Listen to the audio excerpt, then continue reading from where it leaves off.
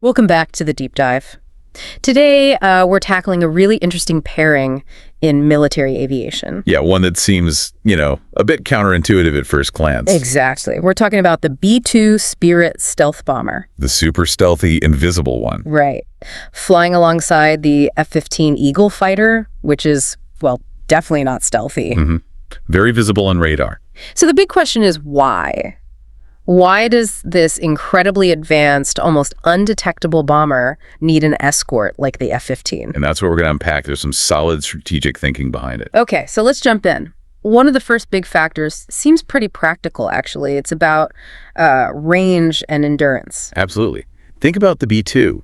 It's designed for these incredibly long missions, like potentially global reach. Right, flying halfway around the world sometimes. Exactly. So if you're going to escort it, you need a plane that can actually keep up for that massive distance. And my F-15, it fits the bill there. It really does. The F-15 has a huge combat radius.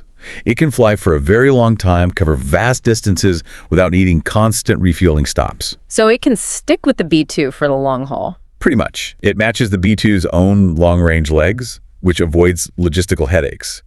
You don't want your escort needing to peel off for gas all the time. That makes sense. Okay, so endurance is one piece, but what about the whole stealth aspect? Flying an invisible plane through regular skies sounds risky. It absolutely is, especially in busy civilian airspace. That brings us to the next key point, safety. Safety? How does the F-15 help with that? Well, first, you need to know something about the B-2 itself. When it's not in a combat zone, like when it's just transiting or training, it doesn't actually fly stealthily.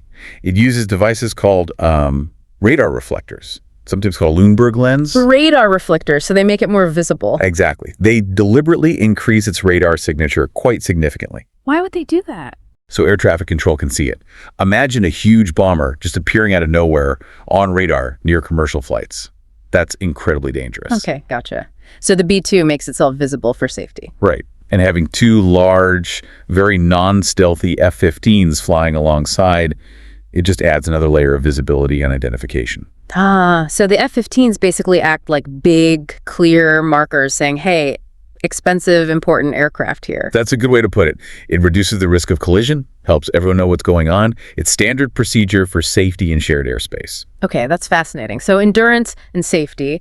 But what about the F-15 itself? It's an older design, right? Is it still up to the task? Oh, absolutely. Don't let the age fool you. Yeah. The F-15 Eagle, especially the F-15C model, often used, is an outstanding aircraft. It has that legendary combat record, doesn't it? It does. Over 100 aerial victories and, crucially, 0 losses in air-to-air combat.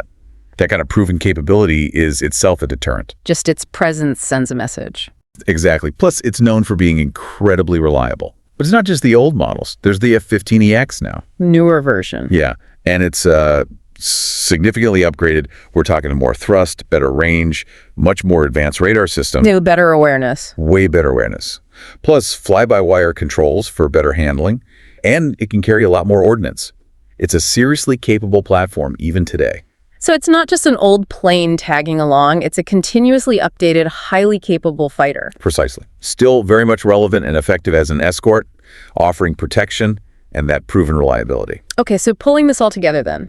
The F-15 escorting the B-2, it's not really about matching stealth tech. Not at all. It's really a practical, multi-layered decision. You've got the operational need for endurance. Right, keeping pace. The critical safety requirements for operating in non-combat airspace. Making sure everyone sees it. And leveraging the proven, adaptable, and still very potent capabilities of the F-15. It's about the best tool for the specific job, even if it's not the newest or stealthiest tool. Exactly.